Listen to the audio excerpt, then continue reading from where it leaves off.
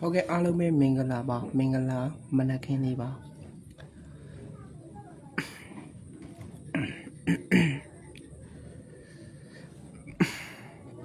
nhưng mà lấy mấy con là mình lên Việt đó nó nhưng mà cho nó cùng mọi người lấy mấy con là mình lên Việt rồi lấy con là mệt thì mỏi alo mấy mình là bảo nó tăng ngày biểu vào đi mình là si thì mình là khen đi bảo phía alo mấy mình là si thì mình là khen đi mà xây chán là trên quay cho mọi trên này nè bây giờ chào bà dễ xây to đánh của bà lối xa này để lông đồ bị gói chào bà dễ nó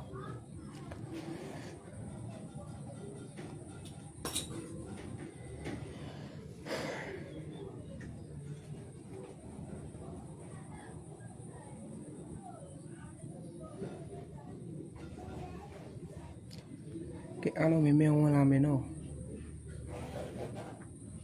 share bít thao nó share bít thao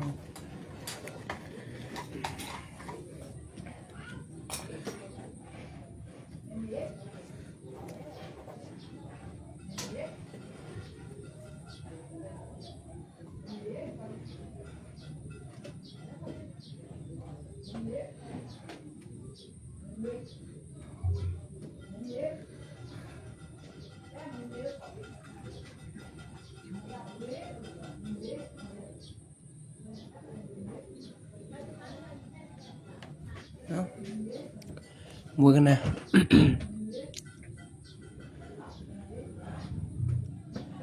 sao cô em ăn nasi đồng nhà thì mua vào tống giờ lấy shit giờ cô không có nó đâu nasi chỉ mà tống giờ nhà thì đó thì không mau đã nấu cái này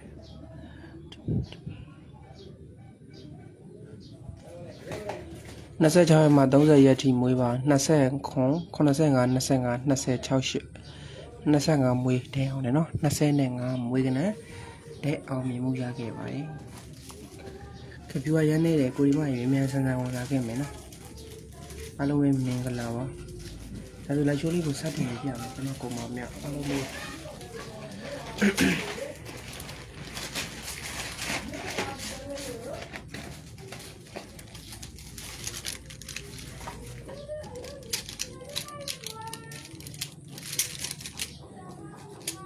alo mình cái nào á mình拿cái vào nhưng mà mũi thì hay nhá giò này nó mũi thì giò nó lấy này tay một con chứ ok nó sát tiền thì piano nó alo mình cái nào vào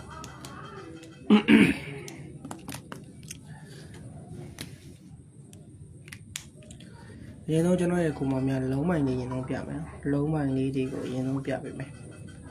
chắc là gì vậy mình gần là bảo mình gần là mình là khen đi vào phía lâu mày đi thì của ai đâu lại chị nó lâu mày đi thì của ai đâu lại chị không biết nói cho nó cùng mà mẹ lấy ra cô bé đấy con là ra cô bé cô nó lâu bao giờ cho nó cùng mà mẹ alo mình share đi điều đó chơi share bây giờ ai này đấy nó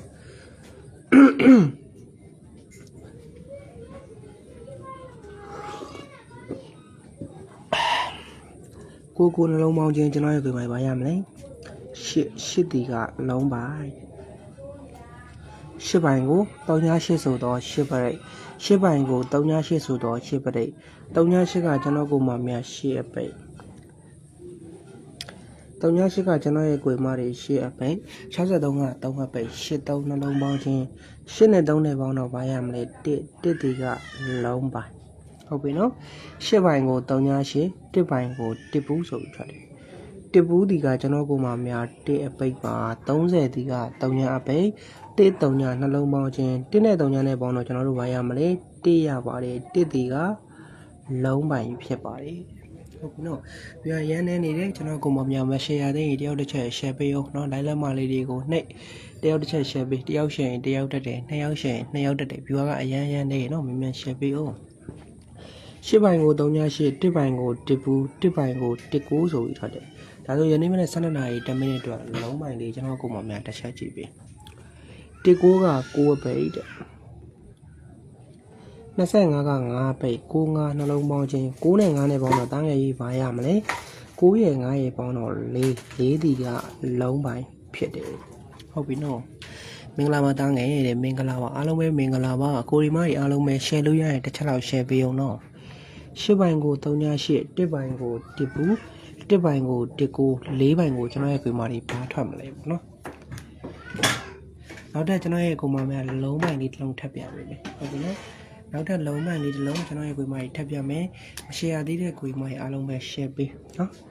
မ share သေးတော့အကွေမာများအားလုံးပဲတယောက်တစ်ချက် share ပေးအောင်နော်နောက်ထပ်လုံးပိုင်လေးတစ်လုံးထပ်ပြပေးမယ်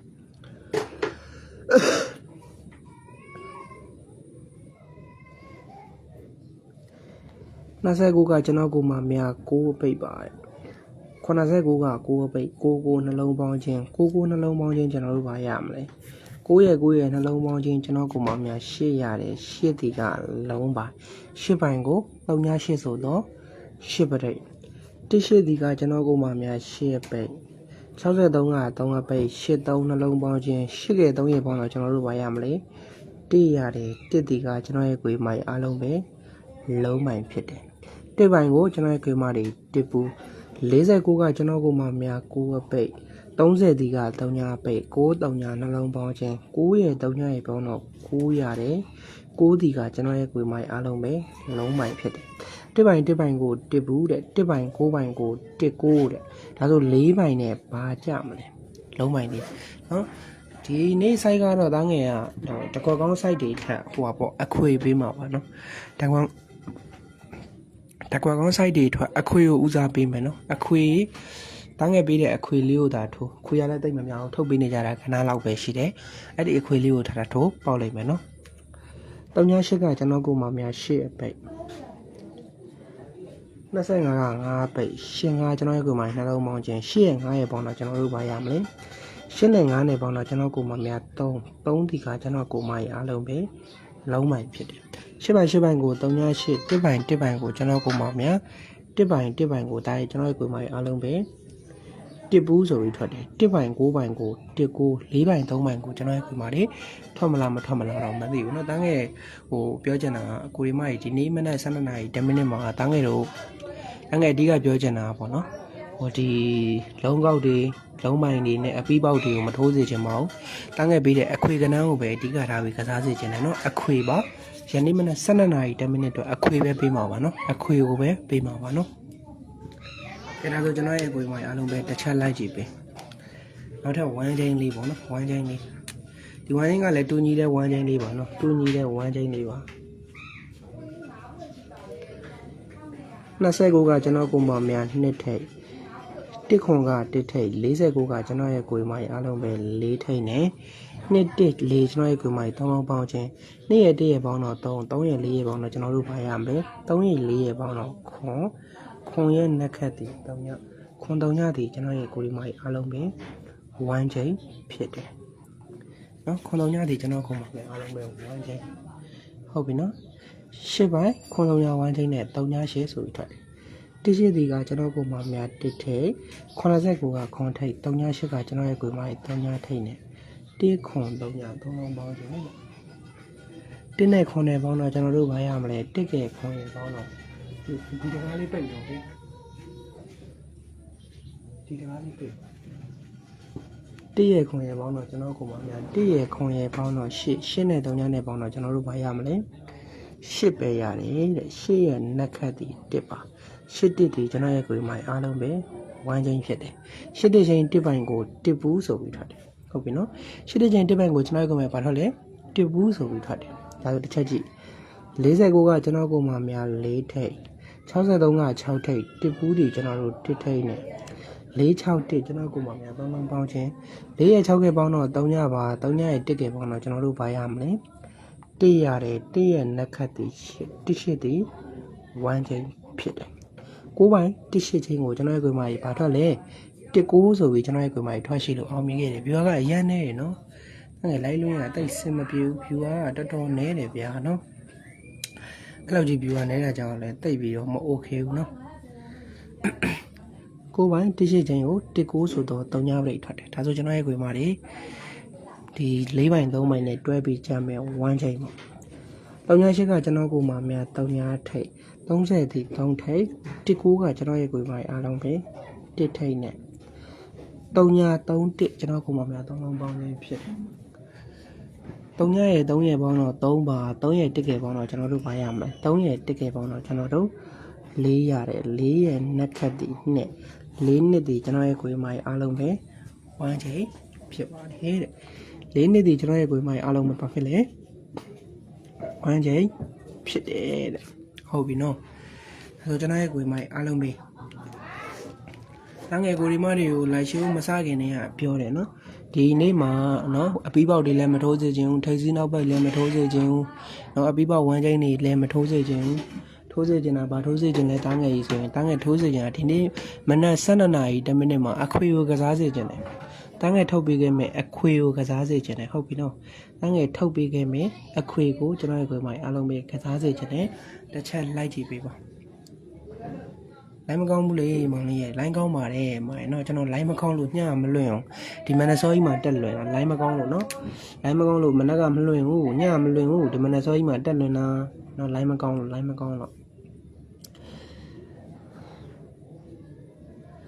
40ဒီကကျွန်တော်ကိုမှများ4ထိပ်ပါ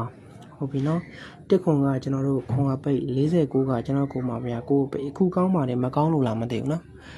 4ခွန်ကိုကျွန်တော်ကိုမှများ3လုံးပေါင်းခြင်း4နဲ့ခွန်နဲ့ပေါင်းတော့1ကယ်9ရဲ့ပေါင်းတော့ကျွန်တော်တို့ဘာရမလဲ1ကယ်9ရဲ့ပေါင်းတော့ကျွန်တော်ကိုမှများ3ညရဲ့နှက်ခတ်ဒီခွန်3ညခွန်ဒီကျွန်တော်ကိုမှများအားလုံး1ချိန်ဖြစ်တယ်ဟုတ်ပြီနော်3ညခွန်1ချိန်ကို3ညပိုင်းနဲ့3ည8တစ်ခွန်ဒီကကျွန်တော်တို့1ထိပ်89က9အပိတ်3ည8က8အပိတ်နဲ့198ကျွန်တော်ကမှ3လုံးပေါင်းခြင်း1ကယ်9ရဲ့ပေါင်းတော့3ညရဲ့8ကယ်ပေါင်းတော့ကျွန်တော်တို့ဘာရမလဲ8ရတယ်8ရဲ့နှက်ခတ်ဒီ1 8တစ်ဒီ1ချိန်ဖြစ်တယ်8တစ်1ချိန်ကို1ပိုင်းနဲ့1ပူ89ကခွန်ထိပ်63က3အပိတ်1ပူကကျွန်တော်တို့1ထိပ်နဲ့ခွန်3 1ကျွန်တော်ကမှ3လုံးပေါင်းခြင်းနေရာတိုင်းမကောင်းဘူးပြောတာပါတဲ့ဟုတ်ကဲ့ပါမအေးမမိုးမိုးရေနော်မမိုးမိုးနဲ့တူမင်းကလေးပဲနေမှာပါနော်ဟုတ်ကဲ့ပါမမိုးရေနေရာတိုင်းလိုင်းမကောင်းဟုတ်တယ်တန်းငယ်တို့ရှိလဲညလိုင်းမကောင်းလို့တန်းငယ်ညလိုက်တက်လွန်သေးနော်ဒါပေမဲ့လိုင်းမကောင်းလို့ပြန်ဆင်းသွားခွန်3 1 3လုံးပေါင်းခြင်းခွန်နဲ့3နဲ့ပေါင်းတော့3ညရဲ့1ကယ်ပေါင်းတော့ကျွန်တော်တို့ဘာရမလဲ1ရတယ်1ရဲ့နှက်ခတ်ဒီ8 8ဒီ1ချိန်ဖြစ်ပါတယ်ဟုတ်ပြီနော်1 8 1ချိန်ကို1ပိုင်းနဲ့1ပူးဆိုပြီးထွက်တယ်ဒါဆိုရင်နေ့မနေ့7နာရီ10မိနစ်တော့1ချိန်60စီက63က6ထိပ်30က3ညအပိတ်19ကကျွန်တော်တို့9အပိတ်နဲ့63ည9 3လုံးပေါင်းခြင်းဖြစ်ပါတယ်63ည9 3လုံးပေါင်းခြင်း6နဲ့3ညနဲ့ပေါင်းတော့6က9ရဲ့ပေါင်းတော့ကျွန်တော်တို့ဘာရမလဲ6က9ရဲ့ပေါင်းတော့ကျွန်တော်တို့9ရတယ်9ရဲ့နှက်ခတ်တီ3 53ဒီကျွန်တော်ရဲ့ကိုမများအားလုံးပဲ1ချိန်ဖြစ်ပါတယ်တဲ့ဒါဆို53 1ချိန်လို့ရတယ်အဲ့ဒီ9လုံး1ချိန်ကိုတွဲရက်ပြီးဆင်မဲ့အပီးပေါက်လုံးပိုင်ပေါ့နော်အပီးပေါက်လုံးပိုင်ဒီတစ်ချက်ပြပေးမယ်အားလုံးပဲတစ်ချက်ကြည့်ဟုတ်ပါတယ်တဲ့ဟုတ်ကဲ့ပါမမဟုတ်ကဲ့ပါမမရေးဟုတ်ကဲ့ပါဗျလိုင်းရတော့နော်ဘယ်နေရာမှမကောင်းတော့နော်လိုင်းရတော့အဲ့လိုပဲဘယ်နေရာမှလိုင်းမကောင်းတော့မှာနော်ဘယ်နေရာမှလိုင်းရမကောင်းဖြစ်နေတယ်လို့အဲ့လိုရှိလေပို့ဆိုးဖို့လိုင်းရပိုမကောင်းကြဒါဆိုရင်သူနဲ့တွဲရပြီးဆင်မဲ့လုံးပိုင်လေးတစ်ချက်ကြည့်ပေးပါအောင်တစ်ရှိဒီကကျွန်တော်ရဲ့ကွေးမကြီးသူတို့နှလုံးပေါင်းခြင်း49က9အပိတ်189 3လုံးပေါင်းခြင်းတဲ့ဒီနေ့အခွေကိုကစားစေခြင်းနဲ့လို့ကိုရီမတွေအားလုံးကိုပြောတယ်နော်ကွေးမကြီးအားလုံးပဲတစ်ချက်လောက်ကူညီပါအောင်ဗျာတစ်ချက်လောက်တားငယ်လေးကိုကူညီပေးပါအောင် share ပေးပါအောင်နော် share ပေးပါအောင်လို့နော်တစ်ချက်လောက်ကူညီပေးပါအောင် share ပေးပါအောင်တစ်ရှိဒီကသူတို့လုံးပေါင်းခြင်း49က9အပိတ်189 3လုံးပေါင်းခြင်းတဲ့1နဲ့8နဲ့ပေါင်းတော့9နဲ့9နဲ့ပေါင်းတော့ကျွန်တော်တို့ဘာရမလဲ8ရတယ်8ဒီကလုံးပိုင်ဟုတ်ပြီနော်3ညခွန်ခြင်း8ပိုင်ကို3ည8ဆိုပြီးထွက်တယ်49ဒီသူတို့နှလုံးပေါင်းခြင်း3ည8က8အပိတ်498ကျွန်တော်ကိုမများ3လုံးပေါင်းခြင်းဖြစ်တယ်4နဲ့9နဲ့ပေါင်းတော့3ရဲ့8ကပေါင်းတော့ကျွန်တော်တို့ဘာရမလဲ1ရတယ်1ဒီကလုံးပိုင် ရှစ်တဲ့ချင်းတစ်ပိုင်ကိုတစ်ပိုင်နဲ့တစ်ဘူးဆိုတော့နှစ်ပရိတ်ထွက်တယ်တောင်ညာရှစ်ကကျွန်တော်ရဲ့ကိုယ်မကြီးသူတို့လုံးပေါင်းချင်းတစ်ဘူးကတည့်ရပိတ်တောင်ညာရှစ်တစ်သုံးလုံးပေါင်းချင်းတောင်ညာနဲ့ရှစ်နဲ့ပေါင်းတော့ရှစ်ပါတောင်ညာနဲ့ရှစ်နဲ့ပေါင်းတော့ရှစ်နဲ့တစ်နဲ့ပေါင်းတော့ကျွန်တော်တို့ဘာရမလဲ9ရတယ်9ဒီကလုံးပိုင်းဖြစ်ပါတယ်တဲ့9ဒီကကျွန်တော်ရဲ့ကိုယ်မကြီးအားလုံးပဲလုံးပိုင်းဖြစ်တယ်ဆိုရင်ကျွန်တော်ကိုယ်မများအားလုံးပဲဒီနေ့မနေ့12နာရီ10မိနစ်မှာရထားတဲ့1ချိန်က9-1ချိန်အဲ့ဒီ9-1ချိန်ကိုသူနဲ့တွဲရက်ပြီးဆင်းမယ်အပြီးပေါက်1ချိန်လေးကဘာဖြစ်ပြီးပေါက်လုံးပိုင်းလေးဘာဖြစ်မလဲတစ်ဘူးဒီသူတို့နှလုံးပေါင်းခြင်းတဲ့ဟုတ်ပြီနော်တစ်ဘူးဒီကကျွန်တော်ရဲ့ကိုယ်မအဲ့ဒီအများကြီးပေးထားပါတယ်တဲ့ဟုတ်ကဲ့ပါမကြီးကိုကျေးဇူးပါဗျာကျေးဇူးတင်ပါတယ်လို့တစ်ဘူးဒီကကျွန်တော်ရဲ့ကိုယ်မကြီးသူတို့နှလုံးပေါင်းခြင်းတစ်ကူက9ဝက်ပိတ်တစ်ကိုကျွန်တော်ကုန်ပါများ3လုံးပေါင်းခြင်းတဲ့1နဲ့ပေါင်းတော့2က9ရဲ့ပေါင်းတော့ကျွန်တော်တို့ဘာရမလဲ1နဲ့ပေါင်းတော့2နဲ့9နဲ့ပေါင်းတော့ကျွန်တော်တို့2ရဲ့9ရဲ့ပေါင်းတော့1ရတယ်1ဒီကကျွန်တော်ရဲ့ကိုယ်ပိုင်အားလုံးပဲလုံးပိုင်ဖြစ်တယ်ဆိုရင်တဲ့ကျွန်တော်ကုန်ပါများအားလုံးပဲ9-3ချိန်1ပိုင်ဟာလဲเนาะအပြီးပါ1ချိန်ဖြစ်တယ်တဲ့ဒါပေမဲ့တန်းငယ်ခုနပြောခဲ့တဲ့အတိုင်းကိုရီမကြီးအားလုံးကိုเนาะတန်းငယ်ကဒီနေ့မနက်12နာရီ10မိနစ်မှာကပြီးပါ1ချိန်လည်းမထိုးစေချင်ဘူးထိတ်စီးနောက်ပိတ်ကိုလည်းမထိုးစေချင်ဘူးအခွေကိုပဲကစားစေချင်တယ်နော်အခွေကိုပဲကိုရီမတွေအားလုံးကိုကစားစေချင်ပါတယ်ဒါငယ်ခုနလည်းပြောတယ်အခုလည်းထပ်ပြောတယ်အခွေကိုကစားနော်ဒီ9လုံးကိုကျွန်တော်ရဲ့ကိုရီမတွေခွေပြီးကစားခဏအများကြီးမထွက်ဘူးနော်ခုမှပြန်တွေ့တယ်တဲ့နာမည်ရောက်နေလို့ဟုတ်ကဲ့မမကြီးဟုတ်ကဲ့နော်အားပေးပါလို့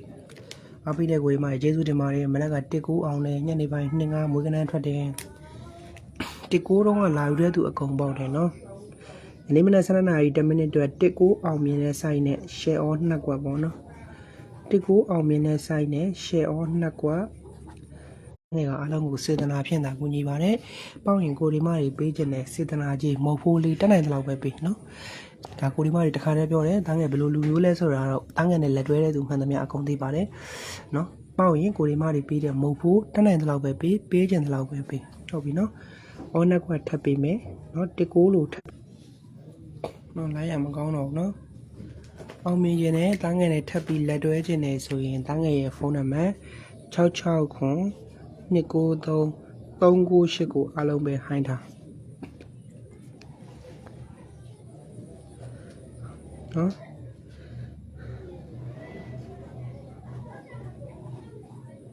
စနစ်01တွက်ပါနော်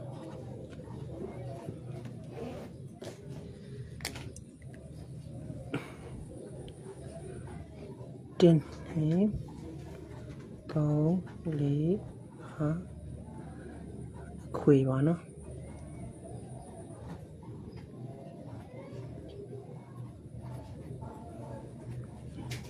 အပူပါပါတယ်နော်အပူပါပါတယ်နော်အပူပါပါတယ်ကျွန်တော်ကောင်မများအားလုံးပဲအလားလေးကိုပြောတာပါเนาะဒီနေ့မနက်7:00နာရီ10မိနစ်မှာခွေမိုက်အားလုံးပဲအခွေလေးကိုပဲကစားစေချင်တယ်ဟုတ်ပြီနော်နော်အခွေလေးကိုကျွန်တော်ရဲ့ခွေမိုက်အားလုံးပဲကစားစေချင်တယ်နော်ရှယ်ဟောနှစ်ကွက်တန်းငယ်အားလုံးကိုကောင်းမွန်ဆုံးစူးစမ်းပေးထားမယ်1-9လို့ထပ်ပြီးတော့အောင်မြင်ခြင်းနဲ့တန်းငယ်နဲ့လက်တွဲခြင်းနဲ့ဆိုရင်တန်းငယ်ရဲ့ဖုန်းနံပါတ်66ခွန်293 398ကိုအားလုံးပဲဟိုင်းပေးထားပါပေါင်ရင်ကိုဒီမတွေဘယ်လိုပေးရလဲတန်းငယ်ကပေါင်ရင်ဘယ်လောက်တောင်းတာဘာတောင်းတာမေးကြည့်တိုက်တဲ့သူကိုမေးကြည့်တန်းငယ်အားလုံးကိုစေတနာဖြင့်သာကိုညီပါတယ်မန်ပါမခေါ်ပါဘူးအဖွဲ့ဝင်ကြီးမတောင်းပေါက်ပေးသတ်မှတ်ခြင်းမရှိပါစေတနာရှိသလောက်သာပေးလို့ရပါတယ်ဟုတ်ပြီနော်ယနေ့မနက်7:00နာရီ10မိနစ်မှာကျွန်တော်ရဲ့ကိုမာတွေshare all နှစ်ကိုကစားခြင်းဒီဖုန်းနံပါတ်66ခွန်293 398ကိုကျွန်တော်ရဲ့အကူမများအားလုံးကဟိုင်းထားပေးထားဟုတ်ပြီနော်66ခွန်293 398ကိုကျွန်တော်ရဲ့ကိုဒီမတွေအားလုံးကဟိုင်းထားပေးထားယနေ့မနက်7:00နာရီ10မိနစ်မှာတန်းငယ်ပြောခြင်းနဲ့အခွေဟိုဟာအပြီးပေါက်ဝမ်းချင်းတွေလည်းမကစားကြခြင်းမဟုတ်ထိတ်စီးနောက်ပိတ်တွေလည်းမကစားကြခြင်းဘူးလုံးပိုက်တွေကိုလည်းမကစားစေခြင်းဘူးကစားစေခြင်းတာဘာကစားစေခြင်းလဲဆိုရင်အခွေကစားစေခြင်းတယ်ဟုတ်ပြီနော်1 2 3 4 5အခွေအပူးပါကစားပါဟုတ်ပြီနော်1 2 3 4 5အခွေအပူးပါကစားပါဟုတ်ပြီနော်1 2 3 4 5အခွေအပူးပါကစားပါဟုတ်ပြီနော်ကျွန်တော်ကိုပါများ1 2 3 4 5အခွေကိုကျွန်တော်ကိုပါများအပူးပါကစားဟုတ်ပြီနော်အားလုံးကိုစေတနာပြင်တာကိုညီတဲ့ share all နှစ်ကွက်ထိုးခြင်းတဲ့ကိုဒီမှာရဒီဖုန်းနံပါတ်66ခွန်293 398ကိုအားလုံးပဲအခုမြန်မြန်လေးခိုင်းတာ ဟုတ်ပြီနော်ယနေ့မနက်7:00 နာရီ10မိနစ်အတွက်အကောင်းဆုံးစူးစမ်းထားတဲ့ပေါက်ကွက်ဖြစ်အောင်လဲကိုကြီးပြင်ပဲနော်ဒီနေ့မနက်7:00 နာရီ10မိနစ်မှာ12345အခွေအပူးပါကစားပါဟုတ်ပြီနော်ကိုမများကဲအားလုံးပဲဒီလောက်ပဲကျွန်တော်ကိုမများအားလုံးပဲစိတ်ချမ်းသာခြင်းကိုကြီးချမ်းသာခြင်းတွေနဲ့ပြည့်စုံကြပါစေ